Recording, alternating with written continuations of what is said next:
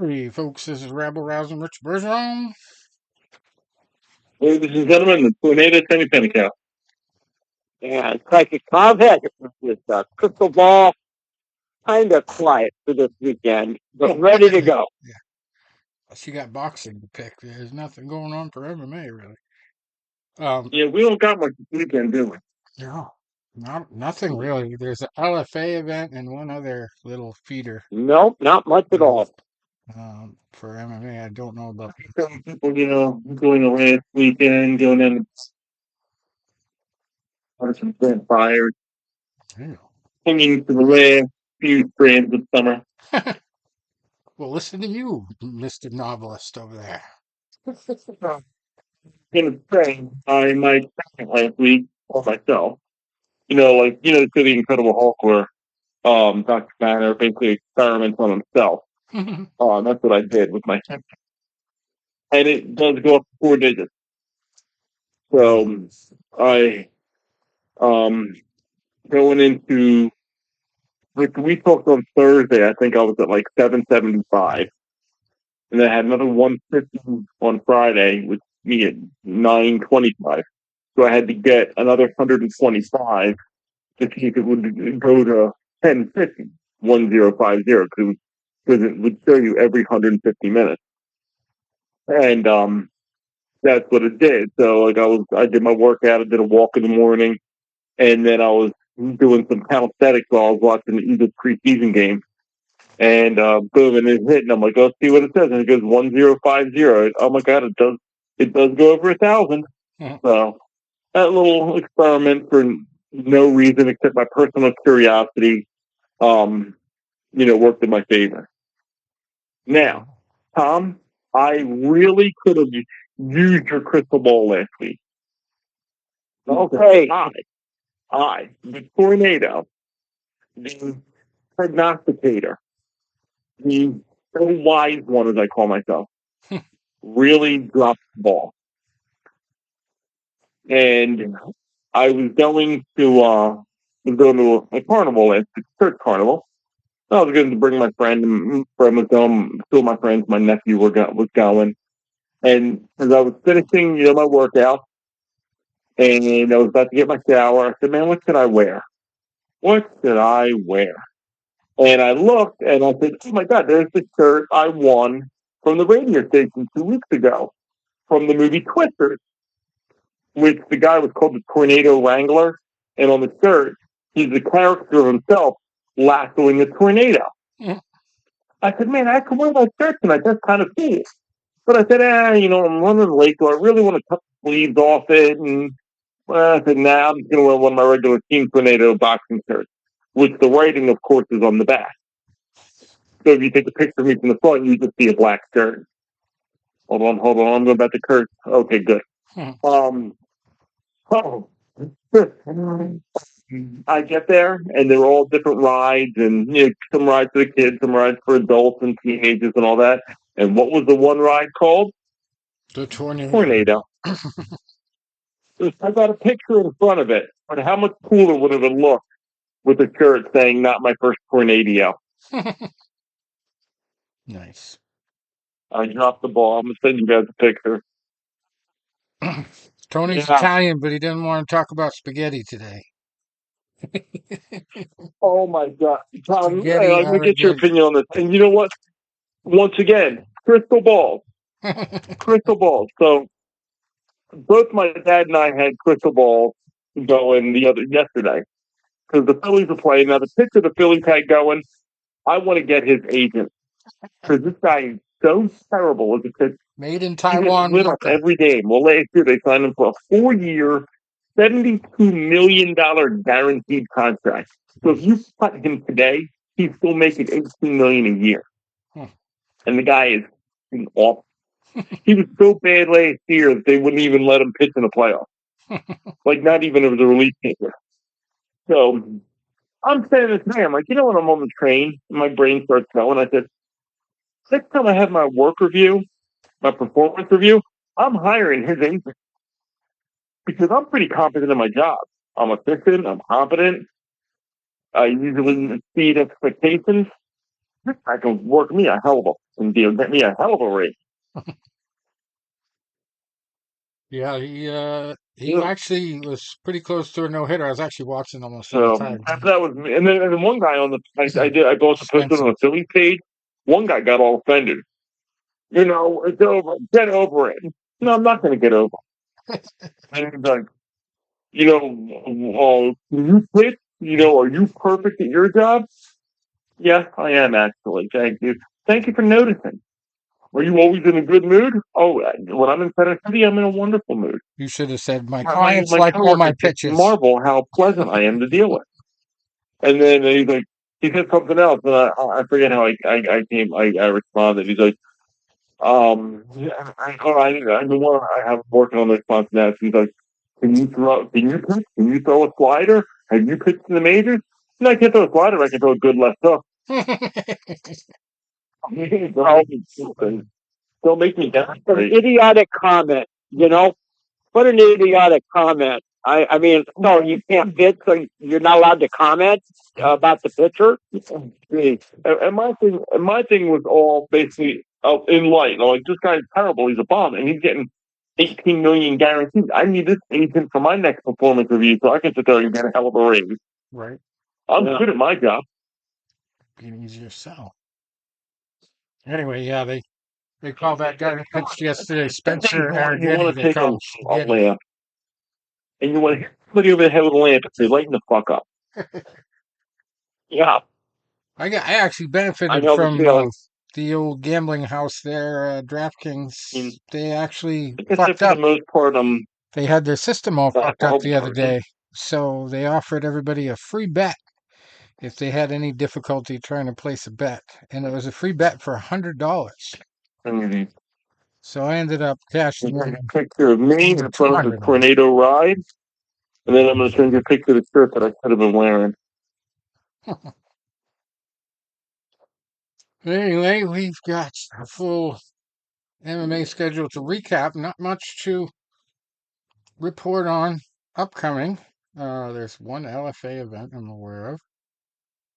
Prado versus Lopes. That's, I guess, the 30th. And there's a few fights on that. And then we've got some boxing to recap and preview. Come on. We've got a Jose Angel Gabriel Rosa fight. Extended. Lead us off. Fighting Giovanni. Really, what was going on in the combat sports world last week? I know they had the Mayweather exhibition that I did not partake in watching.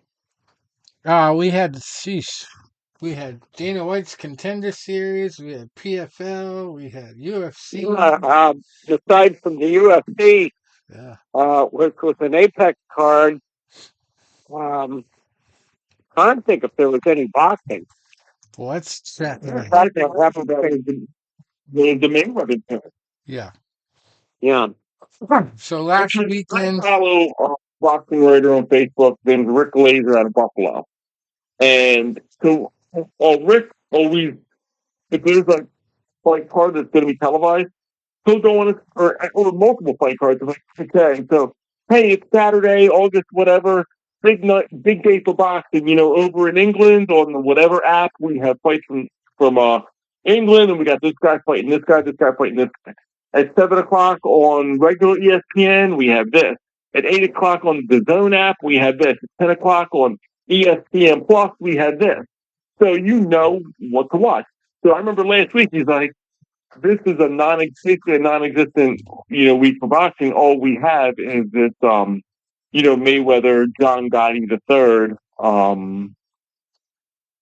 there was Second. some He's like, I'm not wasting my time or my money on it. there were some international things going on. Actually, Tuesday we had a card in Tokyo. Kazuki Nakajima beating Shingo Wei by knockout in the second round. This guy Nakajima is only 15-2-1 now, 16-2-1, beating a guy Shingo Wake who's almost he's got a little bit over 40 fights total. 31 8-2 now 9-2. That was for a little obscure title over there. And we had some stuff in Russia, nothing too crazy. Buenos Aires. see. More stuff in Japan. Tomoki Kameda on Saturday, beating Larato Diamini by split decision. Kameda improves to 42-4. Diamini 20-3 now at featherweight. That was a split decision win. Yude Shigeoka got a unanimous decision win over Samuel Salva. Shigeoka, talk about a guy with just a few fights. 9-1 now against Salva, who's 20-2. Twice as many fights there. And we had a guy who was coming in 17-0, KJ Kataraja, losing by split decision to Kenbun Torres, who's just 14-5, 15-5 now. And Picasso got a win last week. Alan Picasso Romero down in Mexico City stayed undefeated, 29-0-1 against Azat Hovhannissian, who he goes down to 21-5.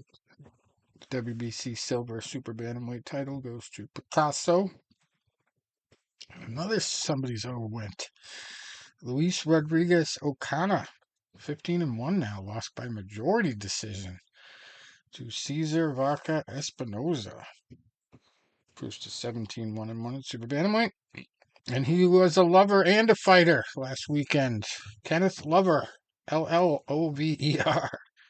proves to 12-0 with a unanimous decision win over Cheng Yang, who was 7-5 coming in. Now he's 7-6. Get ready to touch 500 with this next fight. If he loses, that was for an obscure title too. WBO Asia Pacific Youth Bantamweight title. Yeah, amateur fight there. And I don't know what country this is, but looks like Central America somewhere. Albert Ramirez stayed undefeated, 19-0 now. Against Adam Daines, came in at 23-2-1, took his third loss at light heavyweight. That was retired in the 7th for Daines. Lost there.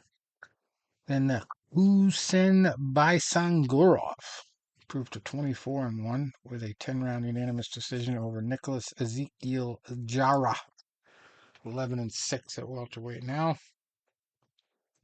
And a couple things on Friday. The Eurasian Boxing Parliament super lightweight title, which everybody wants. That went down. There's a question mark next to the results, so I can't even tell you what happened. But that was last Friday. That was really it for last week. This week we got some good stuff. We got a Jesus and an angel fight on the same day. Fight of the week. Here's our angel fight of the week. Jose Angel Gabriel Rosa coming in undefeated at 26-0, fighting Giovanni Straffon, who is 26-6-1 at super lightweight. It's for the WBC Latino super lightweight title. That makes sense. It's in Argentina. So, at least one time there's an appropriate fight for the Latino title. Anyway. We also have a fight card in Mexico with a fight worth talking about. Oliver Quintana, 21-2, fighting Julio Luna Avila, 22-1-2 at welterweight. No title on the line there. But then we have a DAZN card in Carson, California, headlined by Diego Pacheco, 21-0, and Maciej Sulecki, who is 32-2-0. That one's for two titles, WBC USA Super Middleweight and WBO International Super Middleweight. So, Tony, I got no MMA to bet on this weekend. Who do I bet on here? Pacheco or Sulecki? Are we having audio problems? Because I can't hear anything. I can hear you. Hold on. Sounds like I can hear. Okay, I can hear you now. I can hear you. Yeah. Oh, I can hear you, Tom. Yeah, hear you fine. It sounds like How about now? Can you hear sounds me like now? Chris is doing something. Can you hear me now? What do you think? What do you think of the Hold on. I can't get them open on my phone. But okay. Oh, The last time I could hear Tom loud and clear. Um, I was asking you, Tony, since I got no MMA to bet on this weekend, do I bet on Pacheco or Sulecki on the zone card here? Pacheco's undefeated, 21-0. Sulecki's 32-2 at super middleweight. you know, great question. I was watching a little bit of Pacheco the last time he was fighting, and you're right, he is undefeated, and I think that keeps that going. Yeah. I'm looking it up right now. He's up Pacheco 21-0. There's another main event opportunity taking a Polish puncher. Nice guy, good lucky 32-2. Typically, when I do the little bets I do on ping pong, table tennis, whatever you want to call it, you go with the guy with a CKI or an SKI at the end of his name, and usually you're golden.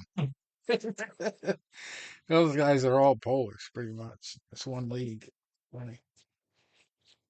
But anyway, this guy, CKI, might not be a good idea. He's got 2 losses. Let's see who he's got him to.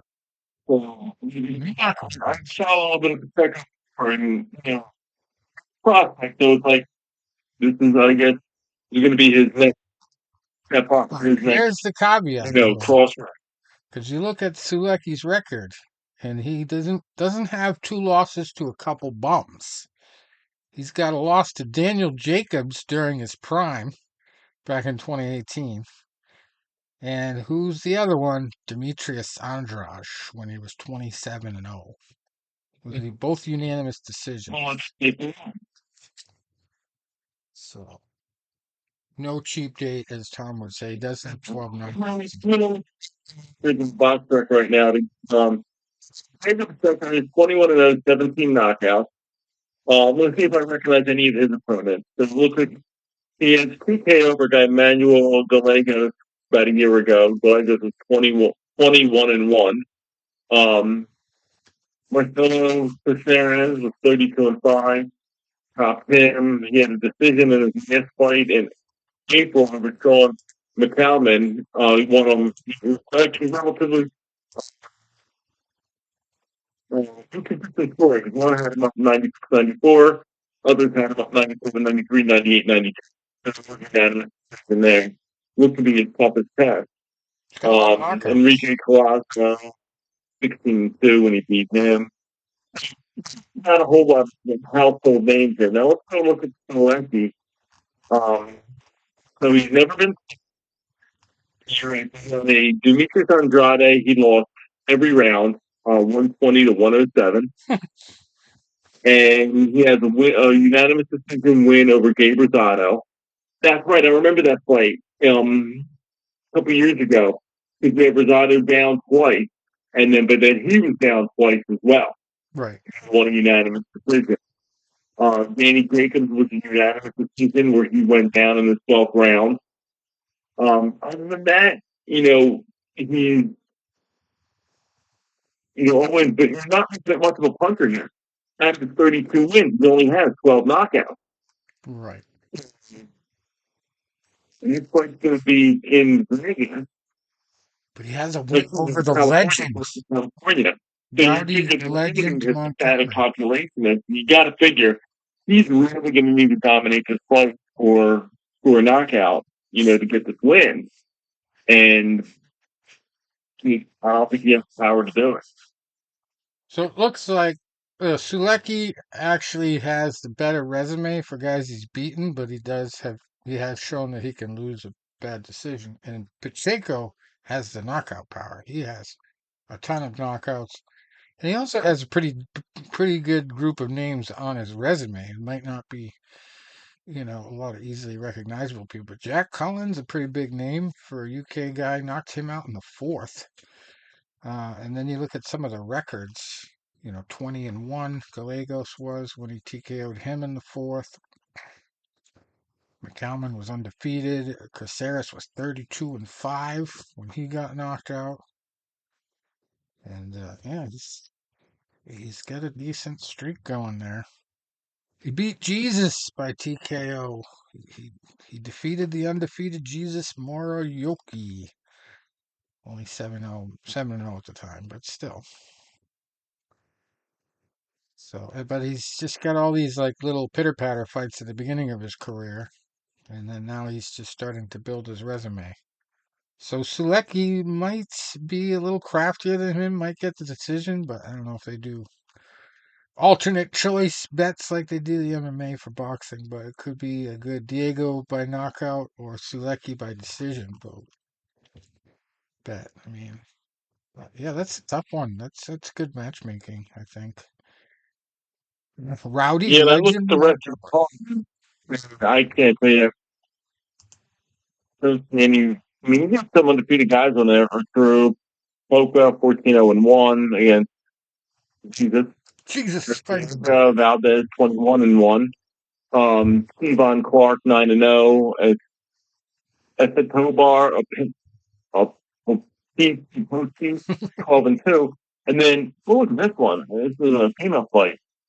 Adelaida Ruiz 0-1, fighting Vinny Hughes, who's 3-0. 3-0. Okay. Hey, It's not like it when and you people got three call her. fights, title shot. I bet you she don't like it when people call her Ginny Fucks. Yeah. Fucchs. It's only 3-0. She must have a lot of amateur experience going against a 16-0 girl. It's for the WBC Interim World Super Flyweight. Super Flyweight. That's a new one. Flyweight. Okay. Eduardo Nunez is on the card as well, fighting Miguel Mariaga. Nunez 26-1, Mariaga 31-7, and has lost 4 of his last 6. So it looks like a tune-up fight for Nunez. We got UFC Fight Pass has an event with a fight on it that's got 2 stars. Kane Sandoval, coming from Santa Ynez, California, out there. This card at the Chumash Casino. Sandoval 13-0, fighting Romero Dunno.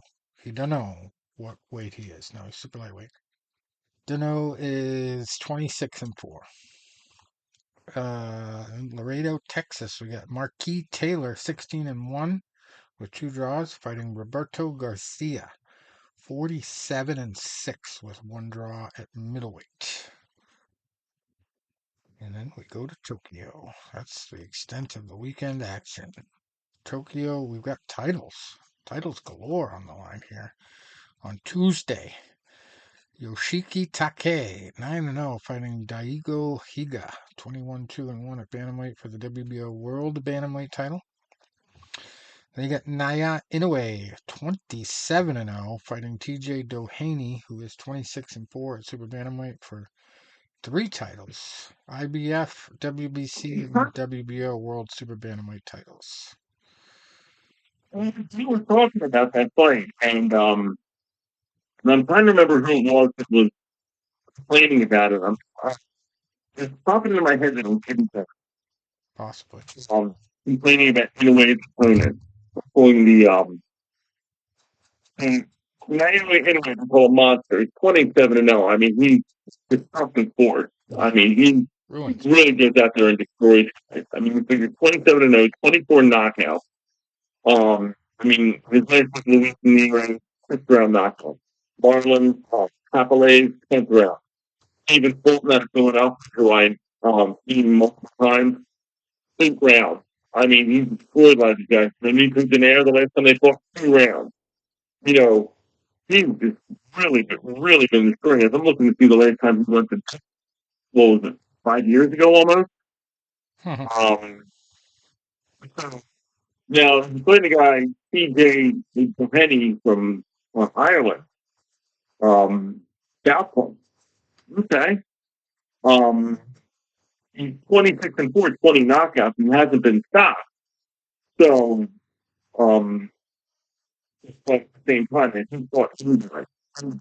calendar of Illinois in a way. I mean, that's the monster for a reason. Yeah. Listen, record. You know, Lance Mark, Dan Goodman, taking pretty much every round. Michael Conlon, which was his place, it was 12 rounds. He got dropped from a body shot in the 5th round, says, but he got up, went the distance, lost pretty comfortably. I'm looking at a lot of the fights,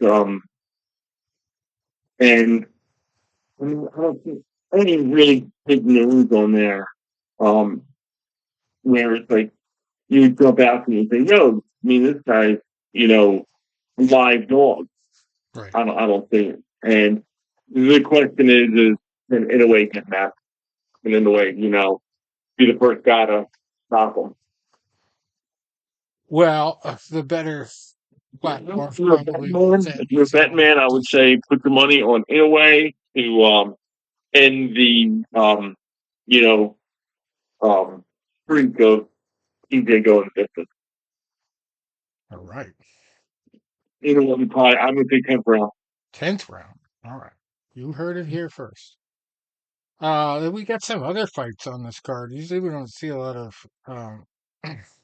people outside of Japan on these Japanese cards, but this one's got Ismael Barossa, 25-4-2, fighting Andy Hiraoka, who is undefeated as well, 23-0. That's super lightweight, he's number 7 in the world, against Barossa, number 44. Yikes. And there's a Japanese Boxing Commission title on the line between Ryuya Tsugawa. It's a tough one. 13-1 at super bantamweight, fighting Toshiki Shimomachi, who is 18-1-3. And then opening day for the NFL next Thursday. We've got fights on ESPN Plus. Good luck promoting that, even though it's in Montreal here. I don't know what the time difference is going to be.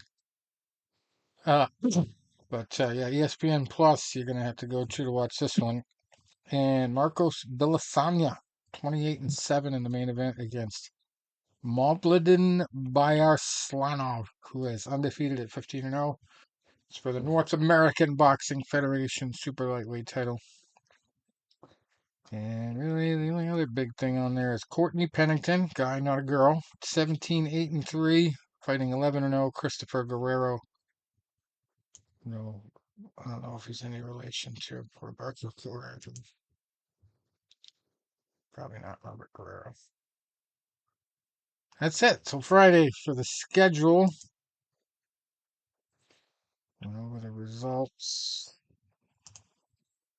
Let's just check see if we got any boxing news. See what happened to Floyd Mayweather. Oh, he got taken out on the stretcher. No, I'm just kidding. Let's see. Canelo versus Berlanga preview. So a video on Facebook, no, not Facebook, YouTube the other day, where it acts like the Mike Tyson fight already took place. Trying to get clickbait, I guess. Yeah, and Jake Paul got knocked out by Mike Tyson, apparently, according to this clip. It's like the fight already happened. And it also perpetuated this idea that Jake Paul disrespected Tyson's daughter, which is going around. Like, I have not heard any audio to confirm it, but supposedly Jake Paul, referenced Mike Tyson's dead daughter and said he was going to get buried next to her. Like, this is just ridiculous. There are certain lines you don't cross. Yeah. And I believe that. Yeah. You can talk to somebody. I never believe in, bringing person's private level. To say you were going to fight Floyd Mayweather, right?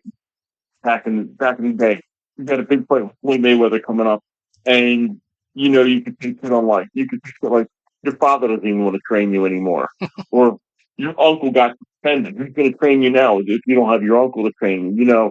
like those things because those are guys that are in his camp. There are people that are involved in his career. Bringing somebody like wife or child, especially a child that died in a tragic accident, way off limits. And yeah, that's what. And what was the one? Was it Kevin Plant? He's the one that lost his daughter, right? And wasn't like who was it that said something really nasty? Was it one of the Durrell brothers? And the fight got really, really heated over it. There's nothing wrong with it. Right, and right, that's when Darrell got knocked out, and I think Plant was doing the raise thing. Yeah. A lot of grudges there. Yeah. Because I remember he said something that was relatively inappropriate going into that fight. There's a line between telling the fight and, doing it. Like, places of people for long clothes, like, I'm going to say part out of my children, but didn't have any children, you know?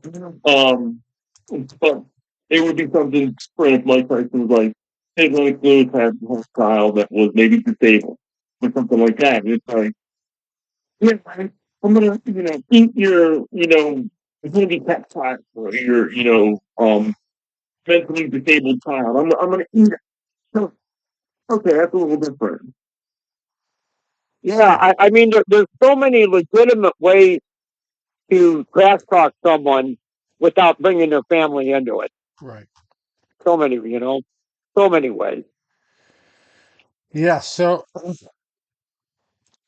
yeah, that's pretty crazy that that's even being put out there and suggested that that happened when there's no proof. So the fight has even happened, number one, and that Jake Paul ever said anything like that. But it's just like it's the world of AI and clickbait and fake Yeah. stuff. We gotta watch out for everything you see online now. It used to be just like a funny joke. Don't believe what you read online, but now you really can't. Can't. How ridiculous is these newspapers getting? Like, you can see, like, new pages that are like, oh my God, major Eagles legend, has family emergency.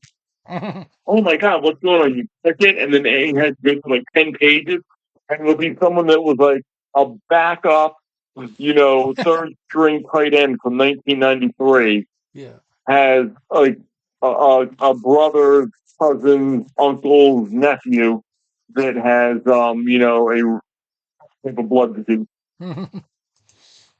Wow. According to Al Jazeera, Mayweather dominated Gotti again in the Mexico City exhibition boxing rematch.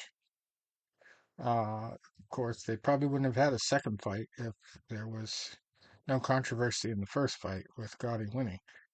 But it's Al Jazeera. No, he really did win this one. We know that from other sources. Another story going around boxing: Shakur Stevenson signed with a new promotion, Matchroom USA, as they talk about Eddie Hearn. Um, so, yeah, we might see Shakur Stevenson fight some people he normally wouldn't have fought because they were under the same promotional banner. He's going to be in a different house, basically. So we'll see. But if you ever go online and look for some videos you want to laugh, look up Shakur Stevenson and Ryan Garcia yapping at each other on video. Oh, it's hilarious. Like, it's just so funny. Ryan talking with somebody, like, imagine that.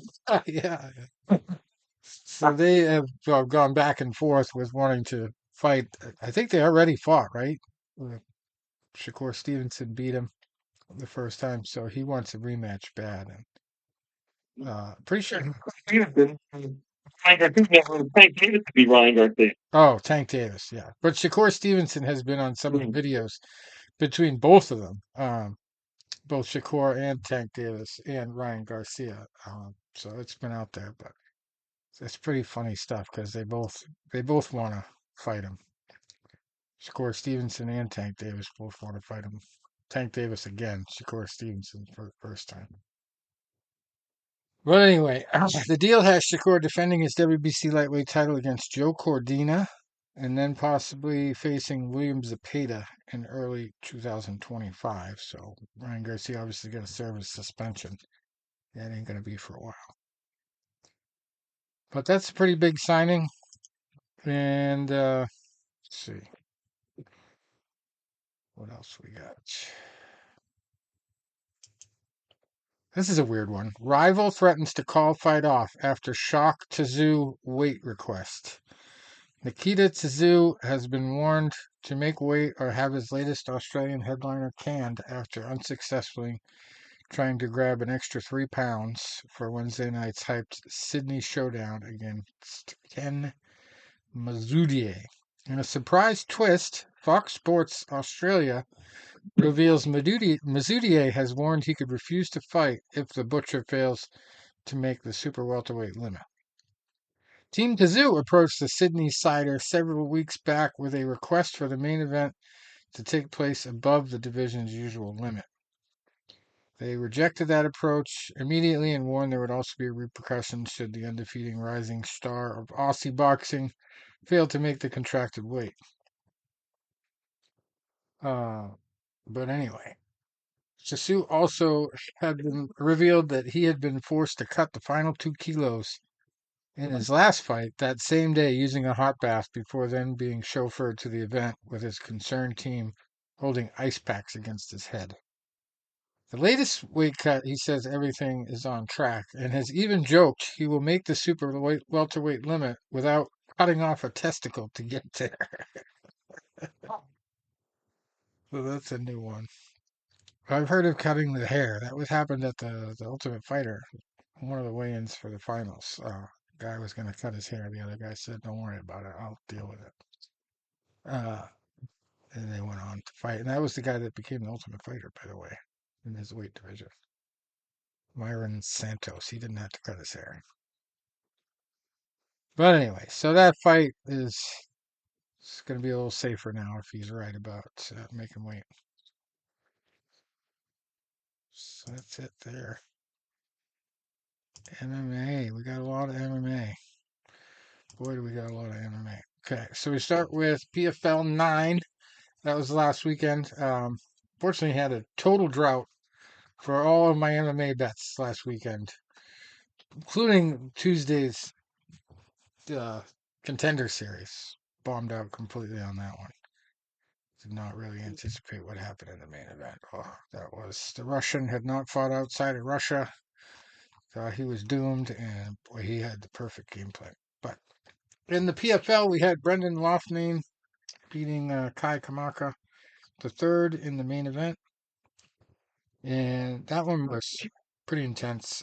Loughnane basically won by split decision. He had like the perfect strategy for takedown defense. He just ran a clinic in takedown defense.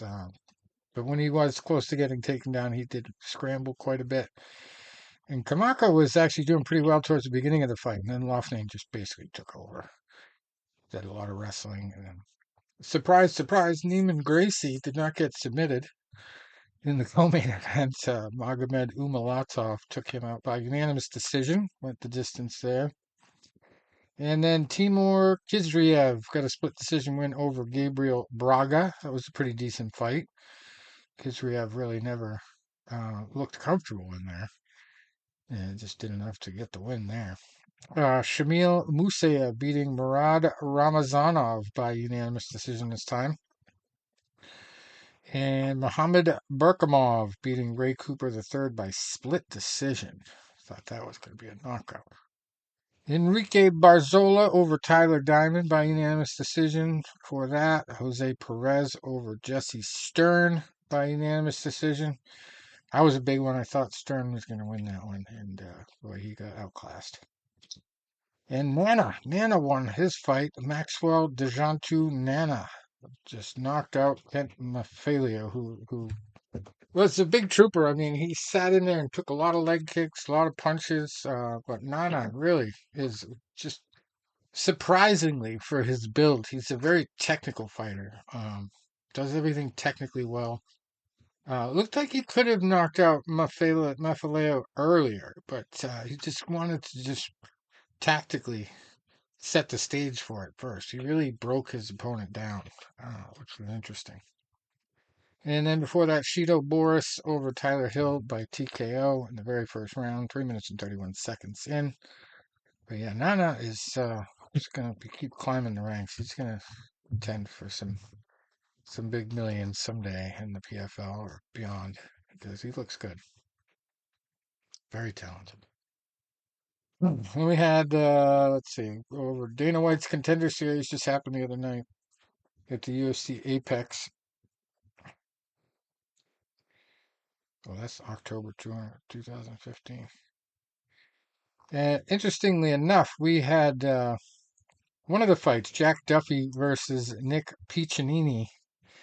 It happened on the Contender Series here, week 3.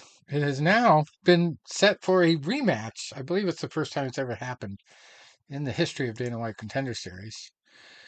But because the fight did not go according to Dana's wishes, basically, we now have this fight rematch, which is going to be in October of 2024. October 15th now. Jack Duffy will rematch Nick Piccinini. And what happened the first time around is Piccinini basically did what his record reflected he would do in the lead fight of the night. He wrestled and worked submissions. Now, Jack Duffy is pretty handy with his grappling. So while Piccinini was wrestling and trying to dominate with it, Jack Duffy was throwing up submission attempts. Whenever it was on the feet, Piccinini was dependent on these really long haymakers. While Duffy was in the pocket, was striking really well. And it was actually kind of a good human interest story because apparently Duffy started back in 2012 or something, and he only has like 7 fights because he took a lot of time off due to drug issues, and he was selling drugs, and he was drinking, just in a really bad place. So he's now sober and coming back to fighting, and just a different type of guy. I mean, just even the way that he rested in the corner. He had his feet up against the cage and his back on the floor, and his corner was like slapping up and down his arms and stuff to boost the circulation. It was weird. But anyway, Jack Duffy looked very good. It was definitely worthy of a split decision, which is what happened. But Dana White didn't like the fact that Duffy lost that split decision. And he didn't want to give Nick Piccinini a contract, even though he did compliment him on his skills in there. So he said, let's do a rematch. If both of you agree, we're going to do a rematch. So they did. And that was it. Then we had Malcolm Wellmaker beating Adam Bramhold in a guaranteed to get you a contract finish, a first round knockout, 2 minutes and 29 seconds into that fight. And that's the one that killed me because I really didn't have Wellmaker on any of my dance cards, one of them, but I didn't have the rest of the good picks on that one. I had Bramhold all the way because a lot of the experts said that, his record reflects better talent level. But Wellmaker, just one of them younger, more energetic, and got a little bit more natural talent kind of guys. And he just caught Bramhold coming in. Bramhold looked good early. I mean, he was tactically trying to win that fight, but he didn't seem to be looking enough for the finish like Wellmaker was. And Wellmaker won, got his contract very easily. And they had Marco Tulio getting the job done against Matteo Lito Duclos. And that one was a pretty ending with a nice, beautiful spinning back kick to punches. And Duclos really wasn't expected to win that one, so that wasn't be a big surprise. And that was an easy easy contract decision for Dana. Marco got the contract. Then we had Bogdan Grad beating Michael Aswell in a split decision war. And Grad was a little bit confused after the fight when they told him that both fighters were going to get their win and their show money because it was such a war. Aswell's eye was like falling out, basically. His top of his eyebrow was falling off. It's a bad cut. And Grad just was just a talk about relentless. I mean, it just would not stop moving forward and trying for takedowns, throwing shots. It was one of the ugliest fights that ever resulted in a contract that I've ever seen, really. But Dana actually liked that almost as much as he likes to see a knockout. So he gave both of the guys bonus money and their win and show money. And when Grad was interviewed after the fight, he actually thought that Dana gave the other guy a contract too. So he said, "I'm glad that Dana gave him a contract." No, he did not give him a contract. He just gave him his win and show money. That was great. Then Andrei Pulev in the main event scored a pretty big upset with just a technique decision to, basically not let Anderson take him down and do damage. Pulev just had such a better game plan going in, and he won the unanimous decision, got his contract. First time fighting out of Russia, proves to 10-2, and it killed a lot of my parlays. So the experts were sure Liam Anderson was going to win that one. All right. So that's the Contender series. And then we had UFC on ESPN 62. And boy, I am at least glad that I did not bet Kai Barallo to win by knockout in round 5 here, because I would have been pissed. This main event was just ridiculous. First of all, I did not expect it to go the distance. Second of all, I thought Kai Barallo would have an easier time with Jared Cannonier. But like I said last week, Cannonier just does not have the killer instinct anymore to really set after guys when he gets them hurt. And he ended up being the one in the 5th round on the canvas, struggling to maintain his consciousness because he let Kai Barallo hang around too long. There was some things that were working early on. He was throwing a lot of good leg kicks. He was connecting with his right hook a lot. Barallo was, just inexperienced enough where if Jared took advantage of a few more openings and was a little bit more aggressive, he could have won this fight. Either way, I didn't have him by winning by decision. Actually, I had a lot of bets for under 4.5 rounds, which none of them paid off. But Kai Barallo ended up doing enough to get the unanimous decision, and especially in that last round. I thought for sure Dan Mergliotta was going to call that off in the last few seconds. Yeah, I totally agree with you on that. And there was one. You got to give him credit for heart. He hung in. Yeah, there was one shot where they showed the instant replay in slow motion, and you talk about getting the snot knocked out of you. Jared got hit in the face before he hit the canvas, and this blot of blood and mucus comes right out of his nose and his mouth, and his face got distorted like not anybody else that I know of could have withstood that punch. But Cannonier still hung in there, survived a submission attempt even after that, and made it to the belt. But yeah, that was about the best thing you can say about Cannonier. It's just very frustrating watching a guy like that, knowing the history and the talent that he has, rooting for him to win, whether you win the bet or not. With the method, I was rooting for him to win because he did so much work to get it done, but then just when the moment called for a little bit extra, he just could not give it. And I think it's been his frustration in his last 2 fights. He just let the other guy hang around too long, and the other guy took advantage.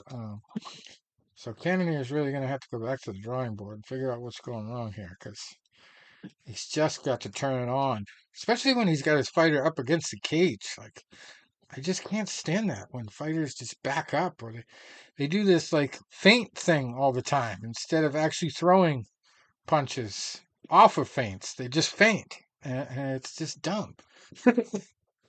So, I mean, hey, I can't fight like him. Like, the argument Tony's critic made, but at the same time, I see so many things that could be improved there. I wish I could just pick up the phone and be like, Jared, listen, here's what you got to do. Just be a little extra, believe in yourself a little bit more. Just be a little extra aggressive, and you'll win these fights. It's just a shame to see that happen when a guy really could have, should have won that fight.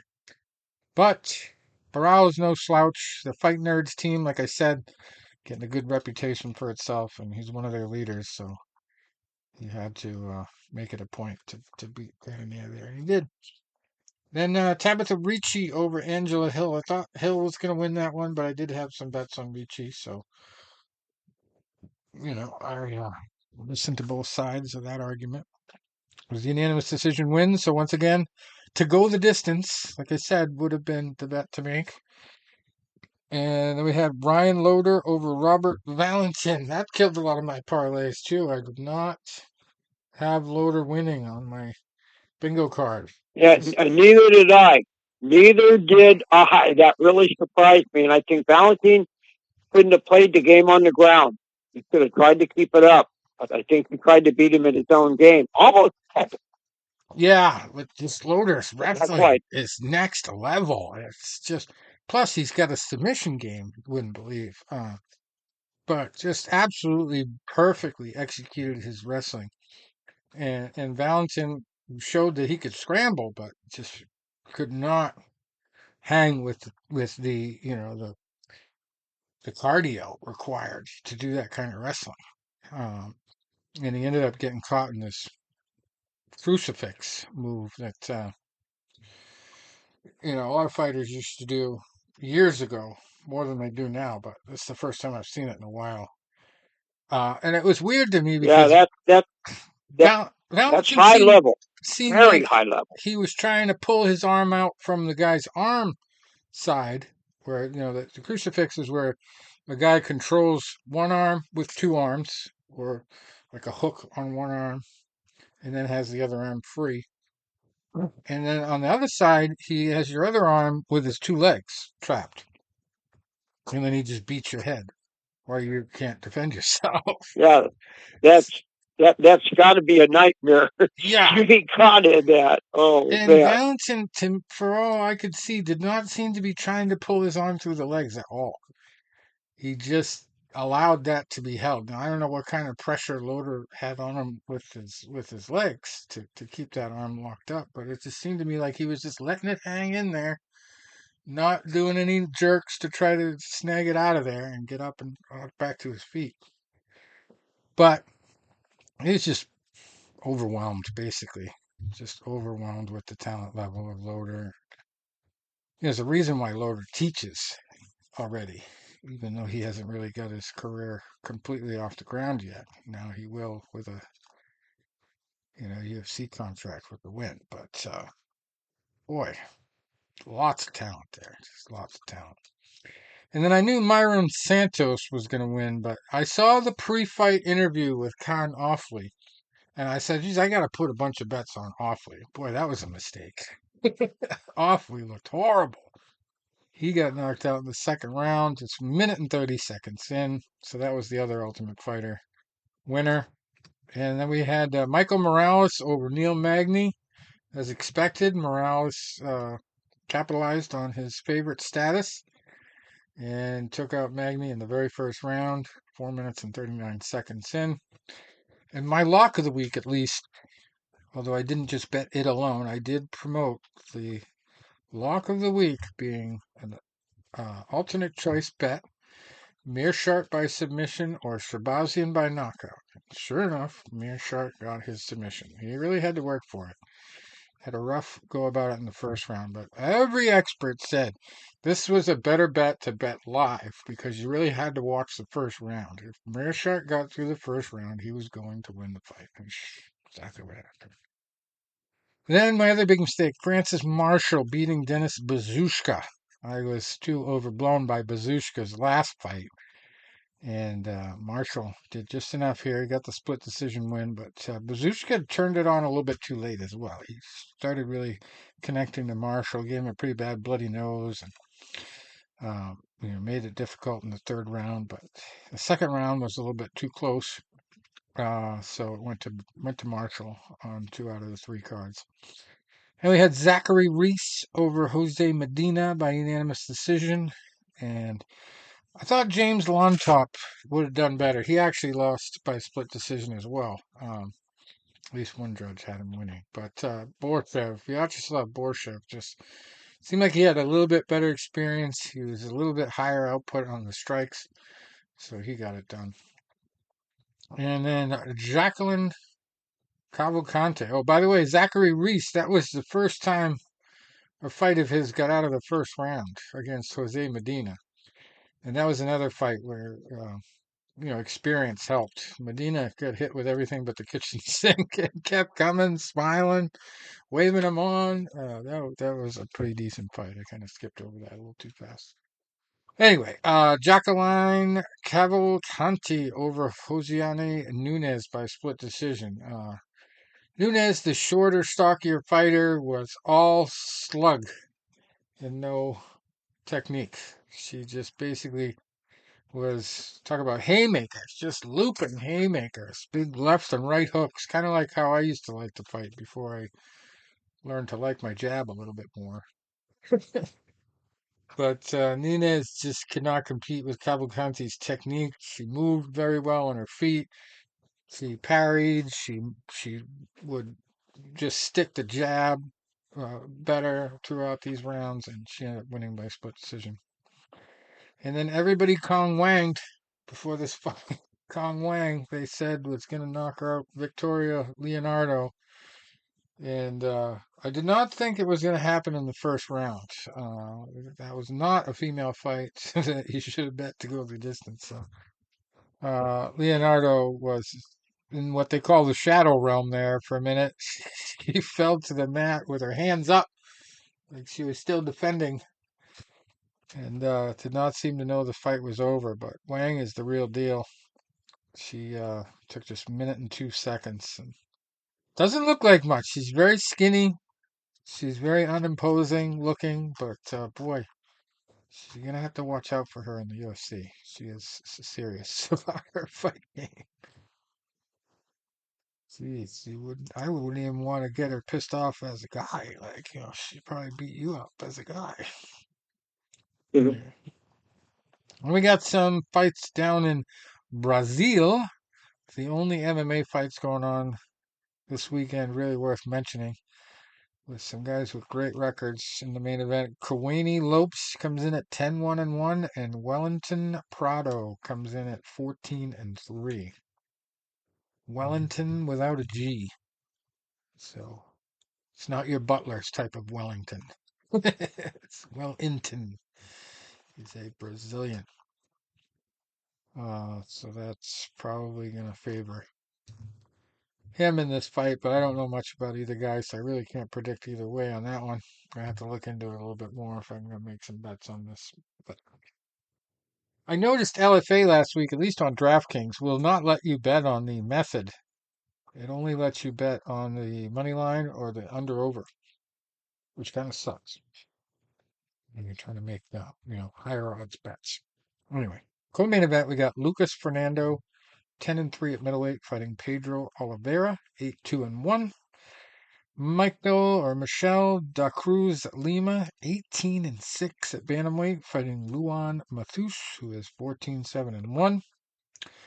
Then we got Maria Luisa Feitosa de Abreu, 4-1, fighting Gabriela Fujimoto, who is undefeated at 5-0. João Lucas da Costa Oliveira, 8-2, fighting Rafael Vinicius Pereira Costa, who's 11-4. Ruth Pereira, 3-2, fighting Talia Amanda Vargas, 3-2. Good amount of female fights on this card. Felipe Guidani, 3-0, fighting John Bryan, also 3-0 at lightweight. Cleberson Sousa, 8-3-1 at flyweight, fighting Lincoln Santos, 8-2. And seventh fight of the night, we got Matus Soares, 7-1, fighting Maxon Lee, 7-0. Damison Rodriguez, 8-1 at featherweight, fighting Luan Pedroso, 9-4. Guilherme Potts in the fifth fight of the night, undefeated at 4-0, fighting Mauricio Bonicogo Queiroz, who is 3-3. Marcos Aurelio, 5-0, fighting Andre Silva, 5-1 in the fourth fight of the night. Gentleton Matos, 14-7 at bantamweight, fighting Giovanni Galeto, who is undefeated at 7-0 in the third fight of the night. Second fight of the night, Hector Santiago, 1-0, fighting Pedro Sousa, 1-1. And then prospect debuter Anna Heiler, fighting Giovanni Inacio, who is 0-1 at strawweight to lead off the night. And that is basically it. There is a United Fight League and an FCOC, Fight Club OC event going on out west. Those two, one's in Phoenix and the other's in California. Also, Noche de Campeones 5 down in Bolivia, or over in Bolivia, or down in Bolivia, yeah. One championship has one Friday night fights on the 30th in Bangkok. We got Flex Series Volume 38 in Queens, New York, and they're calling it the Beach Brawl 2. Melrose Ballroom in Queens. Is there a beach in Queens? I guess there must be. It's a beach brawl. Queens, yeah. Gal, I knew that. MMA Gala on the 31st in Denmark. We also have a Mexico Jusajai Fighting League 48 event in Mexico on the 31st. And then Japan has a DEP event on the 31st. I guess there is a lot of feeder league stuff going on. A lot of stuff going on the 31st. That's Saturday. African Knockout. The Full Monty. It's a fight card name. From Extreme Challenge Fighting Events, number 242 for them. In Shelbyville, Illinois. Also got Budo Fighting Championships 69 in Scotland. Oh, lots of stuff. Anyway, so no UFC. That's the boxing we got. And not much else going on. That is about it. So you guys got a secret fight card to add? I don't. All right. Well, on that note, I guess till next week, that is all for All right. We got some big fights on September 7th to talk about when we get there. But not much until then. It was funny that the preview stuff on YouTube, when I log on to my YouTube page, it'll pop up stuff for fight previews now because I watch so much of them trying to get the bets. And the very first preview for the September 7th card that I saw was a podcast that features Joe Pfeiffer and Sean Brady. So, of course, that's the first one that previews the fight because Sean Brady's in it. These guys are both fighters that do the podcast. And Sean Brady's in the main event. So he was the first one to preview it. I haven't watched that yet, but obviously he's going to be biased when he's trying to preview his own fight. He's probably not going to say he's going to lose. So we'll have to take that with a grain of salt. All right. Till next week. Thanks for stopping by. That's all we've got. All right. All right, guys. I'll see you guys later. Go Phillies.